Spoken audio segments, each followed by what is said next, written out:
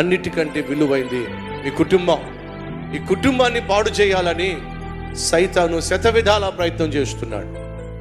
భర్తలు, భార్యలో మీ జీవితంలో ఏమైనా కోల్పోండి, కుటుంబాన్ని మాత్రం కోల్పోకండి. భర్తకు దూరం అవద్దు, భార్యకు దూరం అవ్వద్దు, అనవసరమైన గొడవలకు తావివ్వద్దు, గిల్లి కజ్జాలకు దిగద్దు, అరుపులు కేకలకు తావివ్వద్దు. కొన్ని సందర్భాల్లో భర్తకు కోపం రావచ్చు, భార్య నిదానిస్తే చాలు. భార్యకు కోపం రావచ్చు, భర్త కామ్గా ఉంటే చాలు. కోపం వచ్చింది అనుకోండి, కామ్గా కూర్చోండి, ఏమవుతుంది చెప్పండి? మాట్లాడరే, చల్లారదా? కొంచెం ఓపిక పట్టండి, కొంచెం కామ్గా ఉండండి, ఆటోమేటిక్గా కోపం అనేది తగ్గి కుటుంబాన్ని కాపాడుకో, గృహాన్ని కాపాడుకో. ఇల్లు పీకి పందిరి వేయకండి.